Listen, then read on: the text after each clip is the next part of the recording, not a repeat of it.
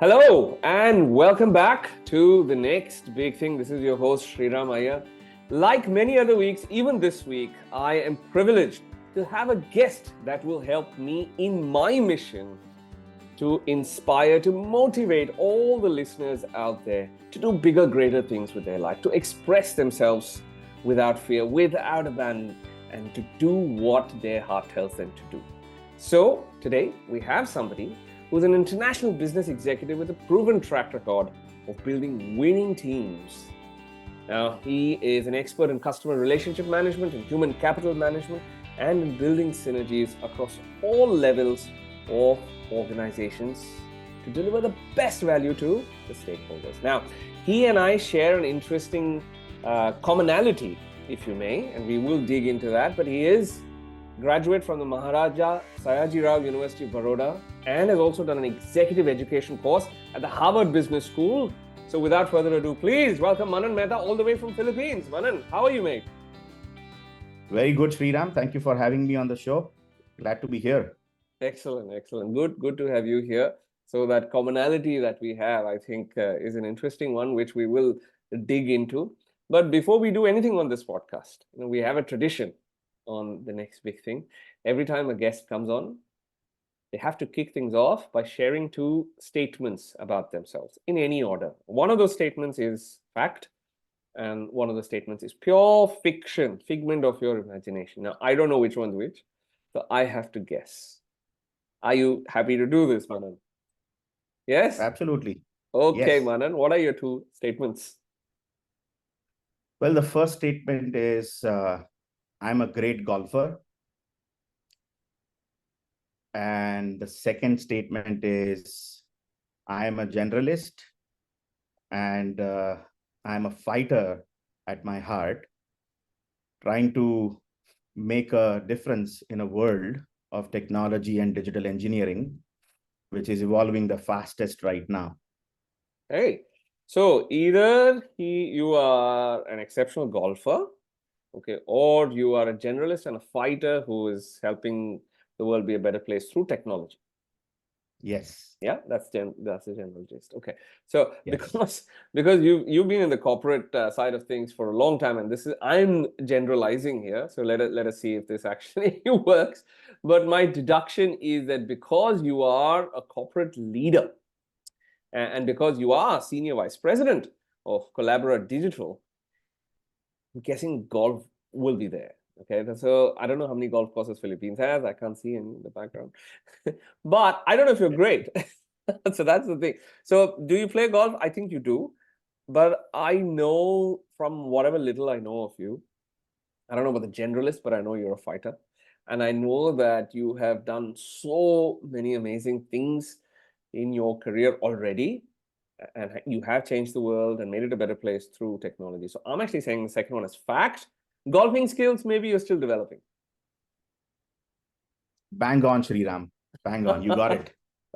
Good stuff. So golfing, do you even play, or are you, getting there? I play. I started playing about 2 years ago, Right. That's what I and thought. Yeah. just a fantastic game, a very Ah, challenging game, which right. is very difficult to master. So Wow. So getting definitely there. that was You're not fiction. great yet. You will be great soon. Yet to yet to Yet get to there. be. Yet to be.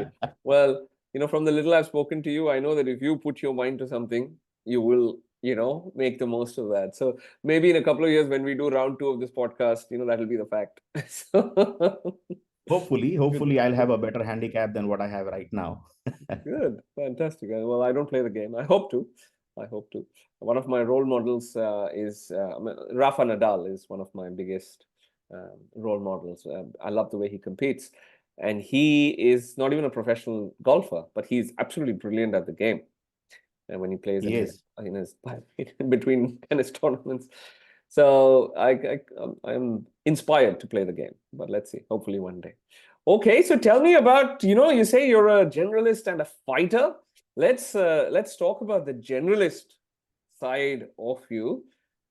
Explain to us? You wear many hats, I know that. So talk to us about your career, your life as a generalist. Sure. So, what I meant by that statement of being a generalist Yeah. is the fact that a lot of people go through this journey, right? That when Yeah. they are in the university, they are pursuing a particular degree, Yeah. they have a career Mm, in mind, they have some kind of a roadmap in mind, and then when they actually enter the professional world, mm, and when they realize what their true strengths and what their true mm, aspirations and true grit lies, mm, they end up being doing something else, and mm, which is far away from what they were aspiring to do all their life when they were in the school and college. mm, I think kind of a similar thing has happened to me. mm. I am a commerce graduate. I also am a law graduate, Yeah. and ended up working in a small BPO Yeah. back in my hometown in India called Baroda. Yes, of course. Then joined this company Yeah. in a finance role because I'm a commerce and a Yeah. accounting graduate.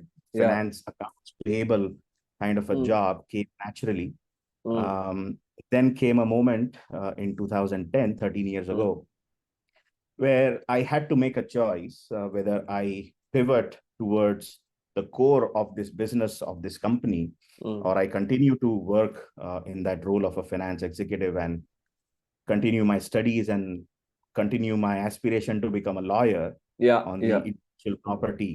Yeah. So, yes, generalist in that sense. Today, Yeah. we offer world-class digital engineering IT services to our clients. Yeah. Did not go to an engineering computer science course. Yeah. Uh, I'm leading the business of one of the largest geographies we have globally. Did not Wow. go to a business school, Right. Of and learned and still learning along the way, course. Yeah. and here we are. So that's what I meant when I made that statement Of course. Yeah. of Yeah. being a generalist and trying to get better and trying to learn Yeah. Yeah. every single day. I think it's a great thing because when you have so many experiences, even though some of them, and we'll talk about that later in the podcast as well, some of them, let's just call it, didn't work out at that time, right? Say commerce didn't work out at that time, law did. But I think you would have brought to yourself, and I'm sure will continue to apply on a daily basis, lots of things you learned from those functionalities, right? When you studied commerce. So I'm sure you bring commercial acumen to the role, or even from a Yes, legal standpoint. I'm sure you have legal experts in the business, but you will yes, have that ability to think of those considerations and look at things from those angles, which I think is brilliant as compared to, and I'm sure we have the opposites of generalists, the absolute experts in their field, and but they can get tunnel visioned, is what I've seen, that they're not able to true. see the whole picture. They only see their lane. So I think that's fantastic. No, that's great. And yes, the commonality is that both Manan and I we went to the same school, but we didn't cross paths, or if we did, we don't remember. But yeah, it's few years apart, 4 years, I believe. And Baroda is a Yes. very special city for me as well. It's where I grew up. I tell my daughter who here in Australia in Melbourne, who's never been, and she's hoping to come to Baroda and see where her father grew up. It's a wonderful place, 100%. Okay, now you've apart from doing all coming your interesting journey of coming from Baroda, studying commerce, then law, and then this turning point that you talked about in 2013. I want to talk about two aspects there. You were presented with a question, right? You were asked to make a choice, and it was an opportunity that you didn't exactly expect. You were going down this way, and you said, "No, no, here's an opportunity that's coming my way." Many of us actually, when this moment hits, they either don't see the opportunity or they don't value the opportunity, and they remain focused on their path. And I want to make a difference here between focused and fixated. I want your opinion on how you looked at that opportunity as an opportunity and made this great choice that sees you here today. How did you see that opportunity as a genuine opportunity and not as a distraction?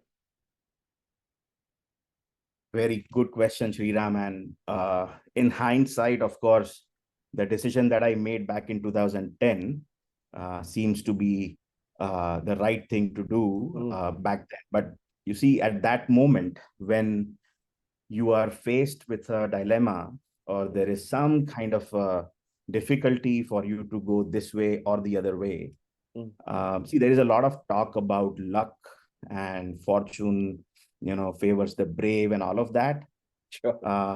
which I also believe in, by the Sure. way, that Yeah. there is a bit of bravado, there is a bit of boldness required to Yeah. take a decision, and then luck, whatever is the appropriate word that anybody wants to use, which is an Yeah. external factor coming and favoring you, Yeah. definitely, plays a big role. However, my observation in what 18 years of my professional career has been, there are always circumstances, there Mm. are always situations Mm. that you come across or that hit you even Mm. without you asking for, and then choices that we make, Mm. right? Mm. Mm.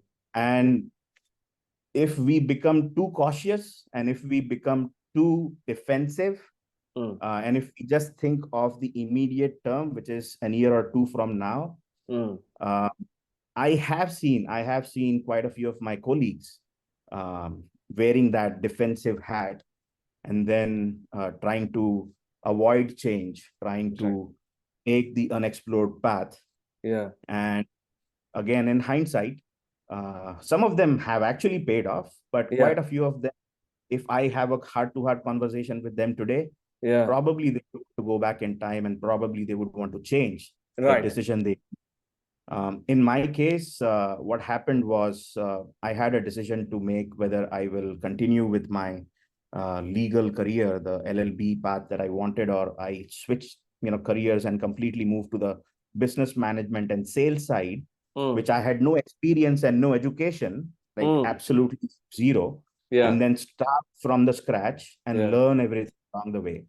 Uh, Also, a lot depends, Sriram, on the kind of mentorship and the kind Yeah. of 100%. holding you get along the way. Yeah. Because being thrown in the ocean is one thing, Yeah. but then being told and being taught how to swim in the Yeah. ocean, somebody right beside you, Yeah. plays a very big role. And I think I was very fortunate and very, very blessed to have Uh. the right mentors and the right, I would say, guardians Mm. who always made sure that they provide the right support, they provide Mm. the right tools, they provide the Mm. right mental conditioning. Mm. Uh, and I'm still very blessed to have them Mm. right beside me to Mm. this day. So Mm. could not have Indeed. asked for a better In, ecosystem and a better opportunity, I would say. Indeed. No, indeed. You are very fortunate, sir. I completely agree because we've seen so many cases, right? When leaders or mentors who throw people into the deep end, but then are, for whatever reason, unable to provide the requisite support, the mentoring, the mental conditioning that you said, and the other person just feels like they've been set up for failure, right? True.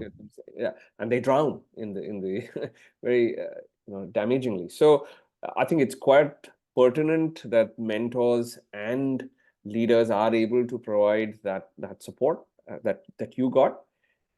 I think that you make a great point there. Now, I'm sure in your career, you yourself are a leader and a mentor to many people. What lessons have you taken from as a recipient of mentorship? What lessons have you taken going forward? What is your leadership style? How do you mentor people?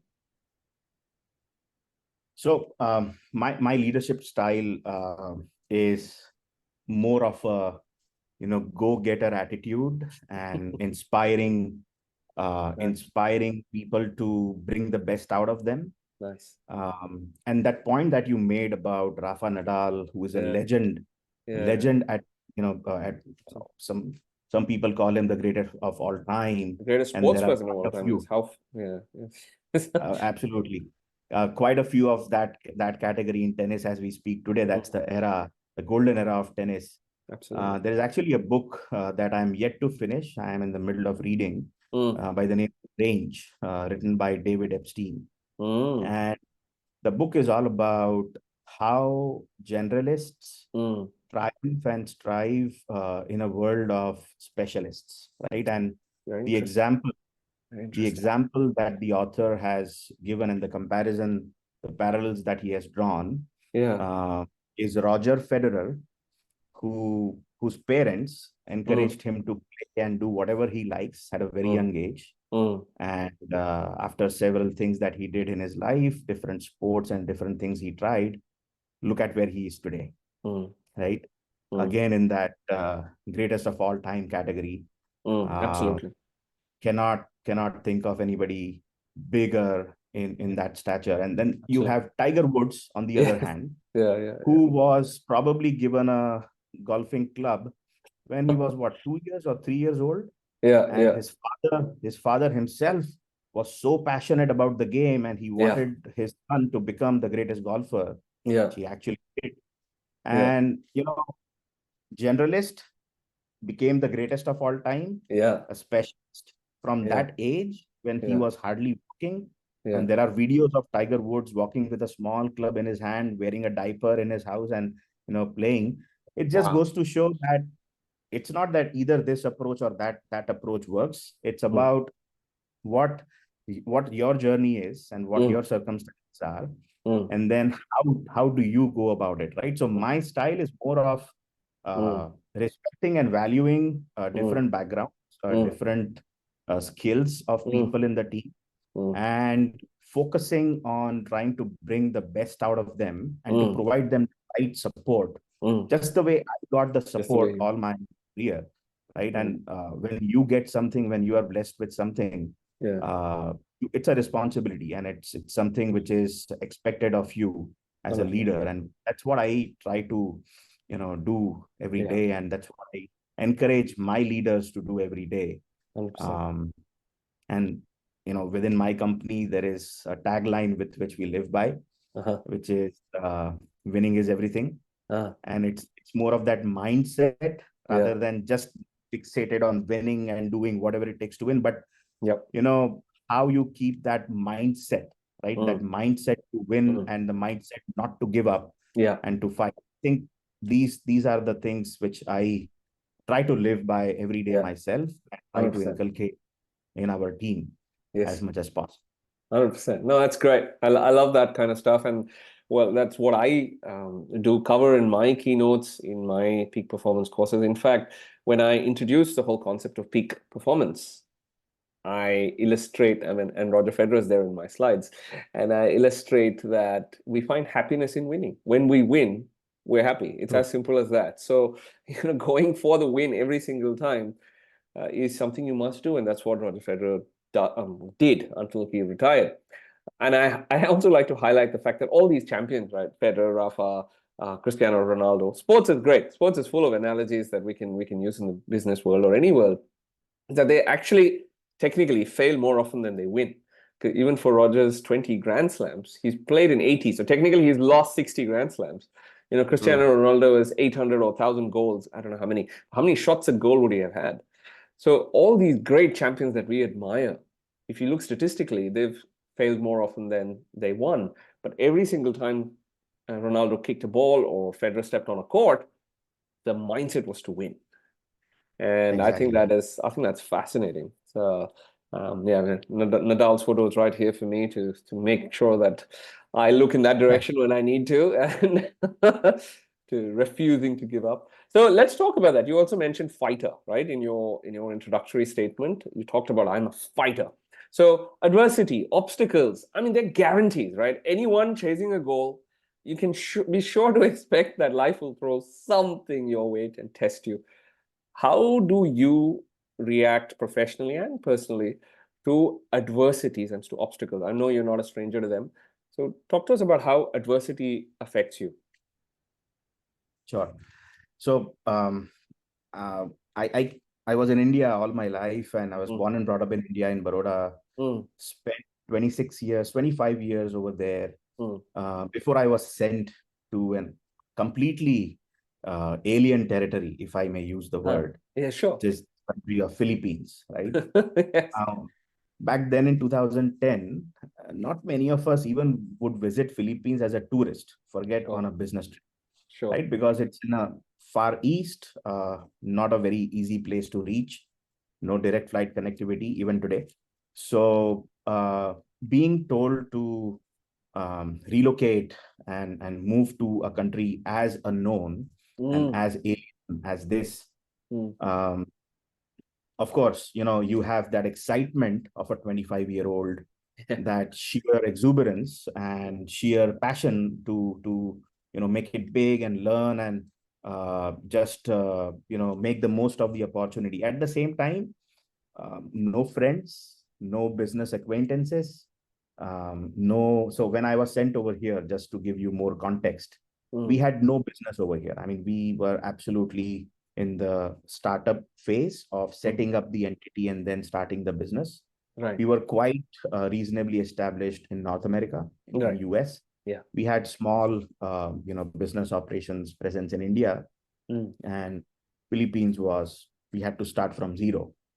So when the company makes those kind of bold investments, and when the company picks you up to be the one to be the first soldier on the ground, there is, of course, there is that responsibility and the expectation which you carry on your shoulders, right? Yeah. And Shriram, I'll give you an example of a lot of flights I took in the beginning, in the first year and a half. Yeah.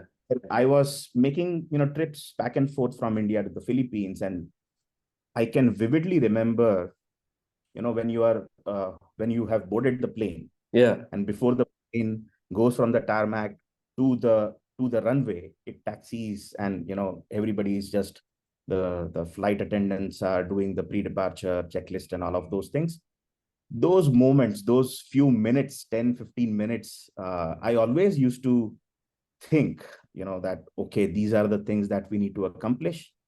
This is what we have to do. And if I do not accomplish this in this trip, which may be 3-4 weeks at a time, while flying back, it's not going to be a great feeling, right? Because I'm the only one on the ground and everybody else is based in India and the US. So what I'm trying to tell you is, there are moments when there is pressure, there is extreme pressure, there is expectation from everybody around you.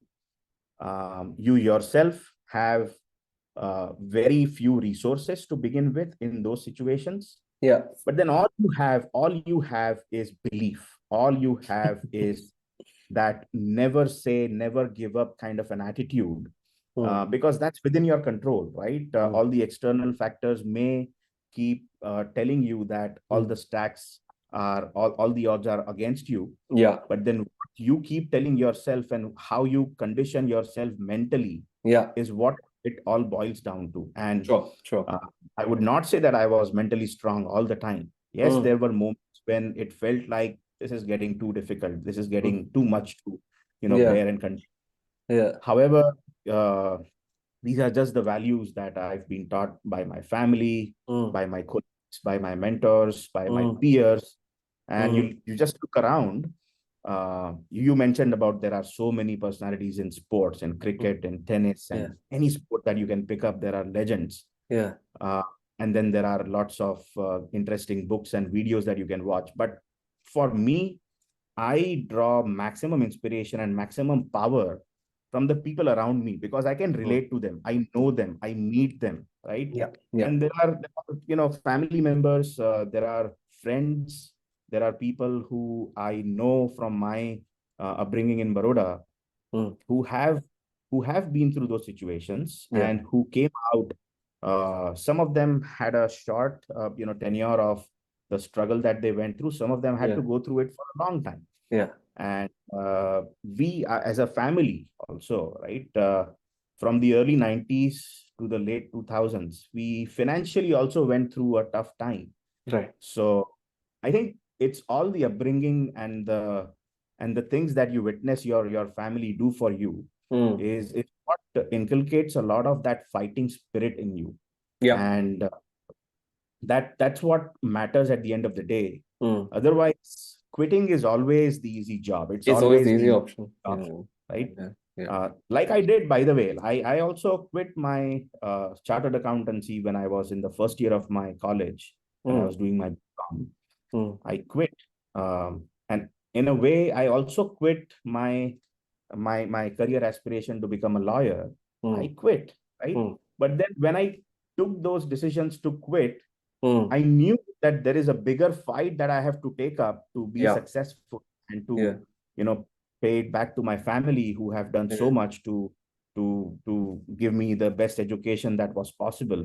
So it is always when you make a decision to quit, I mean, you either learn or you win. the word failure kind of Mm. does not exist in my dictionary or Sure. vocabulary rather. Mm. So when you decide something to give up something, you also have to be ready for a bigger battle, for a bigger fight. Mm. Otherwise, it's a series of quits, right? And that Mm. probably would take you nowhere. So Mm. that's what I mean by being a fighter, that Mm. there will be moments where you feel that it's over, but then Mm. you keep bringing yourself back up. Mm. Like they say in boxing, it's not how many punches you can throw, it's how many punches you can take. Mm. And that's Nice. what Nice. that particular statement Yeah. inspires me a lot. And I Yeah. think life is a game of boxing in a way. Yeah. So Yeah. You trade we need to punches all look the at it time. Yeah. all the Yeah. time. Yeah. Fantastic. No, I love it. I love your ideology. I think I'm looking forward to catching up with you in person sometime and discussing, sports and just the way we look at life. I think it's quite fascinating. I'm very inspired personally, so I'm sure our listeners are also will be like, okay, what can we take away from Manan's life? Fantastic. Thanks for sharing that. So, I mean, we talked about this. I want to explore this more, and you answered this, but I want to dig deeper. So people talk about quitting. Oh, one should not quit, right? And you said it's not actually quitting; it's getting ready for a bigger fight, for a bigger cause, right? You're leaving something so that you can focus your energies on something else, which is more valuable. Um, but I want to flip that. We use the word never give up. Never give up on something. In my observation, though, I think it comes down to knowing when to give up and knowing why you're giving up, like you said, right? I think that timing of giving up is important because you could be on the wrong path for a very long time, for decades, and go True. nowhere. Or you could give up too early and be like, oh man, the timing was off. How do and maybe this comes down to decision making, I'm not sure. How do you approach that? I mean, you talked about this very famous moment where you changed lanes, but on a day-to-day basis, I'm sure with lots of initiatives you will have this decision, right? Do we keep going or do we course correct? How do you approach that decision? Sure. See, professionally, I would put it this way. Um, and that's a very, very difficult thing, by the way, Mm, right? mm, I mm. don't know anybody who may have mastered the Of art course, of nailed it. knowing when it is time to move on and when it Yeah, is not for you, right? yeah. Um, I think you learn along the way. Mm, You all the experiences, all the observations around you. mm, You observe, you learn mm, your own experiences, your own journey. Also, you put all those things in you kind of put it together. mm, There is a lot of analysis that you do, mm, which is how did you react in a particular situation back in time, and what were your strengths and what was the support system you had back then mm, versus where are you today, and mm, what's your appetite to take the risk. mm, mm, um, mm, mm, mm, it, mm. it also boils down to a lot on how ready are you. Mm. Again, I keep giving examples of sportsmen, but Please do. that's how uh, MS Dhoni, who does not know Yeah. MS Dhoni today? Especially the people in India, of course, everybody knows it's a household name. Mm, But if the listeners are not from a cricketing nation, then mm. just for their benefit, Mahendra Singh Dhoni is the legendary former Indian team captain who brought all the major ICC trophies to the Indian team, which no other captain in the history of Indian cricket has been Uh, able to do. yes, that's a very So painful area as well. Yes. I know what you are referring to. I am also trying to get over that heartbreak from uh nevertheless. So Yes. what I was trying to say was there is so much um fixating your brain on the result, on Mm, the outcome, mm, right? On what are you going to gain at the end of this, right? mm, mm, People, a very simple example, Sriram. mm, People think, oh, what is going to be my promotion next mm, year, mm, next appraisal cycle? mm, What mm, is going to be my salary mm, increase? mm, And I'm just going to focus on that, and that's mm, what uh, you know it means a world to me. Of Mm. course, everybody loves growth. Everybody loves recognition. Mm. Everybody loves earning more money to be able Mm. to provide better for the family and to Mm. save and to realize their dreams. Mm. Everybody, end of the day, does it for their family for a living, right? Yeah.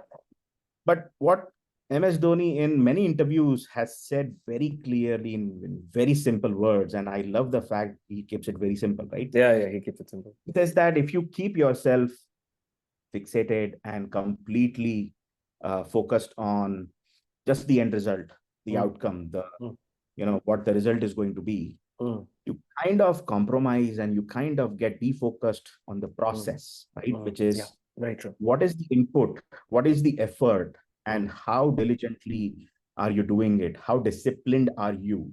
And have Mm. you broken it down into smaller tasks? Mm. I think that is where I myself have gone wrong many, many, Mm. many times, right? Sure. And what I always keep going back to is that speech that MS Mm. Dhoni gave. Mm. It's just a few seconds of an answer Absolutely. that he gave in Mm. an interview. Yes. Yes. Yes. And I think if we just reiterate those words and if we Mm. just kind of reinforce those words to Mm. ourselves every day, Mm. that today just focus on what is within your control, the effort, Yeah. right? Yeah. Process, Mm. and make sure you are great at it, right? Mm. Make sure that there is nobody else who can be better, Mm. at least claim to be better. Mm. I think if we do that Mm. day in and day out, Mm. the results are going to follow. It's going to be a They'll come. byproduct, Natural by. right? Yeah. And I so far have been that way, Mm. Mm. which is not to really worry about, am I going to be promoted? Am Yeah. I going to be educated? Am I going to get an award? Or what is the appraisal that I'm going to get? Mm. Yes, those things are important. I'm not saying that I'm going to give up everything and I'm going to become a saint. But what Yeah. I'm trying to say is it just consumes you. It Mm. just consumes so much of your mind, your effort, Mm. your energy, Mm. that you then tend to get defocused from what Yeah. is there in your control today. Yeah. Yeah. So I think that is very simple, Mm. but sometimes gets overlooked. 100%. So I think that's the main very thing, important. right? I mean, we've come across this in many instances. Even ancient Indian wisdom points to, uh, or focusing on the action, and rather than thinking about the fruit of the action. But when a modern day great like MS Dhoni comes, and who a lot of us look up to, and when he says something very simple, focus on the process. You focus on the process, the outcome will take care of itself. I think that makes a lot of sense. It's all very well to listen to these things and go, aha, that's interesting. But for someone like you to actually practice it, to live it, I think that's where knowledge takes place. Otherwise, it's theory, right? It's not practical. So So wonderful to see you do that. And again, I'm taking some mental notes here, saying, yep, okay, reminder again, don't, the outcome will look after itself, because we're all very goal driven. And while they say that keep an eye on the prize, I think you're quite right. When it's time to do those smaller things, you just do them. You just do them to the best of your ability that no one can match. So true. I find that very, very interesting, very inspiring. So thank you. Interestingly, you mentioned Dhoni. So again, coming back to a lot of the work that I do in peak performance, I've developed 7 pillars of peak performance, and one of them is on belief. It's about how to create unlimiting beliefs as opposed to limiting beliefs that limit you. And there's a famous 3B model. Actually, I'll quickly talk about this. I first saw it in a book by Devdutt Patnaik, and it's called Business Sutra. That was the name of the book. It's one I gave my voice to actually on Audible. There's Fantastic. 11 books that I've narrated. Yes. So this is one of those books. And this model, 3B model, belief, behavior, business. Belief leads to behavior, leads to business. It was just half a page. He never talks about it again in the book, but it stayed with me. I went, wow. So I did a lot of research into that space. And even if you look at MS Dhoni's heroics, the outcome that we see, oh, last over finish, but nobody sees the behavior, the process that has gone into Yes. that. Nobody sees the belief that has led to such behavior. I think, and you mentioned your belief, never give up, never say die attitude. So it's fantastic. No, thank you. Thank you. Look, I'd love to, talk to you more and more, but from a podcast perspective, I think we have time for the very last question. I want to give you enough time to explore that. Is we talk a lot about outcomes and goals, and you just mentioned process, divvy it up, chop it into smaller pieces, focus on the smaller things. All of us have these aspirations which have hit roadblocks, and we think, nah, I'll just stick to my little risk-free 9 to 5. I won't explore that idea that I had, that startup idea, or I'm happy in my thing. I will not do, express anything creatively. How, according to you, in your observation, and here's the question, it is, what is the one must-have, one non-negotiable for somebody to become the next big thing, according to Manan Mehta? What is that? What is that one thing? I see there are a lot of skills, there are a lot of techniques you can learn, right? Which is by getting an education, spending time with the right people, reading books, getting into spirituality, a lot of different things, right? I think what has helped me the most get through the highs and lows, get through the unexpected surprises and challenges. And in the world that we live in today, right, which is getting more and more the VUCA world, right, which is there is a lot of talk about so much of uncertainty and so much of volatility. I think the one skill or the one trait which I have to choose, which can help anybody and which can actually take you miles, is grit. I think it is a non-negotiable today.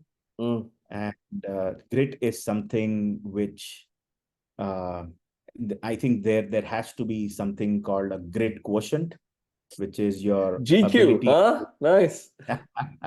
During the pandemic, there was a lot of talk about adversity quotient, right? How you can cope up with adversity, and so many different things happened in those 3-4 years. Adversity, right? But grit is your ability to hang in there, your ability to put up a fight, your ability to see through that challenging phase. You may not be very balanced. You may not be, you absolutely will feel uncomfortable. You will feel challenged to the core. But till the time a person has grit, nobody from the outside can come and tell you, can come and tell me that you are not cut out for this. It's beyond you. Hey, this is dreaming too big. There is a mantra. There is a mantra which we follow within our company at Collabera Digital. And again, I keep giving examples of my mentors and my gurus. Please. They say, dream, believe, achieve. Right? Dream big, believe in yourself, and then do whatever it takes to go through the process to achieve whatever you have dreamt. And then you keep doing that again and again, right? And not in a very capitalistic and a very corporate kind of a way, but even your personal goals, right? Like whatever personal goals, family goals you may have, health, and whatever you may have. The kind of mentorship that we've got always is dream, believe, and achieve. And I think at the foundation of this, if the grit is missing, right, no matter how big you dream and no matter how much you believe and you keep telling yourself, grit is required to convert those dreams and the beliefs into a reality. And more today, right? A lot of geopolitics going on, economic turbulence going on globally. We need more and more of this at an individual level, at a community level, at a country level, at a humanity level. It's going to become more and more relevant and important. That's what I believe. Fantastic. Dream, believe, achieve, huh? This is really good stuff, really good stuff. And I think I pride myself on the grit I have shown on certain occasions. But again, it's a handy reminder I mean, if we dig deep enough, we will find unlimited reserves of grit, right? All of us have that. It's a question of whether Yes. we're willing to dig deep enough. But no, thank you. Grit it is, all right? And we can see that, Manan Mehta, you have spades and spades of grit. I'm really happy for all that you have achieved in life and for showing the way for many of us. And I'm proud to say that, you know, we went to the same school. You're a Bhavanite like me. Once a Bhavanite, always a Bhavanite. So Always, great to always. talk. Thank you. I know it's, you know, start of the day in Philippines and very busy schedule. So thank you for making the time for the next big thing. We're really, really grateful for that, man. Thank you. Thank you for having me, Sriram. It was a pleasure interacting with you. Like you said, always, you cannot beat the feeling of talking to a fellow Bhavanite and somebody who hails from the same city, the special city of Baroda. It was fantastic talking to you. Your journey is also a great inspiration. You do so many things. You have great talent. You have got great inspirational skills. And what you are doing through this podcast, I think I'm a huge podcast listener. All right. Um, Okay. I'm nearing my 40s, Shriram. So in my car, it's more of podcasts, more than the songs these days, Nice. except for the times when my kids and my wife are there. Otherwise, Right. they would not sit in the same car. Nice. But Good. I'm I'm I'm so grateful to Mm. all the podcast content creators on whatever medium they publish Yeah. their podcasts on, be it YouTube, Mm. Spotify, Apple. They are such a great source of learning. 100%. I keep telling this to my team also that today learning is free. It's Mm. absolutely free. Mm. Mm. It's all up to you how you want to take Mm. that interest, the Mm. initiative, whether you Mm. have the curiosity and Yes. that Yes. growth mindset that people talk about. Okay. What you are doing, Sridham, I have listened to some of your previous guests on your podcast, Oh, thank and you. Thank you. I follow many other podcast content creators, and I have learned a lot. Yeah. Yeah. So thank you for this conversation today. Today also I learned a lot from you, and it was a pleasure talking to you. Thank you. Thank you, Manan. That goes both ways. We're all lifelong students, so it goes both ways. Thank you very much. And hopefully, stick around for some offline banter. And I'll look Sure. forward to seeing this in its published form. Same here. Looking forward.